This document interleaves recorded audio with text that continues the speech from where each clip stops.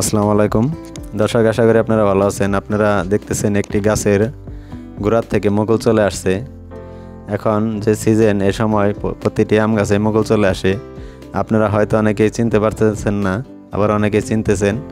এই গাছটি হলো একটি লটকন গাছ, যার গোড়া থেকে মুকুল আসা শুরু হয়েছে। আপনারা দেখতেছেন এই গাছটির গোড়া থেকে দুই একটি করে মুকুলের মাথা দেখা যাচ্ছে।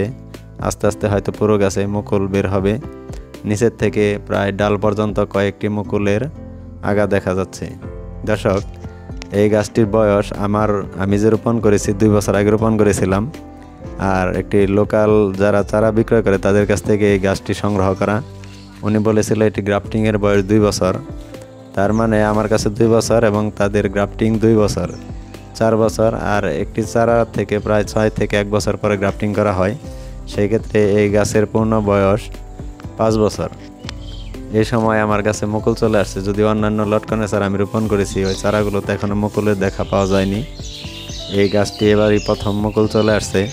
এর আগেও আমি বিভিন্ন জায়গা থেকে লটকনের চারা কিনে প্রতারিত হয়েছি। আমাকে গ্রাফটিংয়ের মাতৃ গাছ হিসেবে দিয়েছে, কিন্তু আমি রোপণ করে 3-4 বছর যত্ন করার পর দেখেছি যে সেই গাছগুলো পুরুষ গাছ হয়েছে।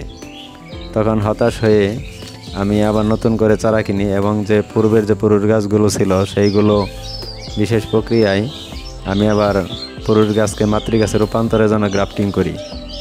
কীভাবে পুরুষ গাছকে স্ত্রী গাছে রূপান্তর করা হয় সেই ভিডিও আমার চ্যানেলে দেওয়া আছে।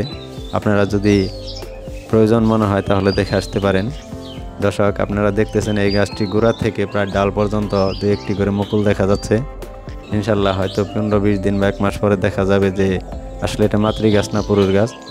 পরবর্তীতে আপনাদের ভিডিওর মাধ্যমে দেখাতে চেষ্টা করব। আপনারা এরকম তথ্যবহুল যদি ভিডিও পেতে চান আমাদের চ্যানেলটি সাবস্ক্রাইব করে রাখুন।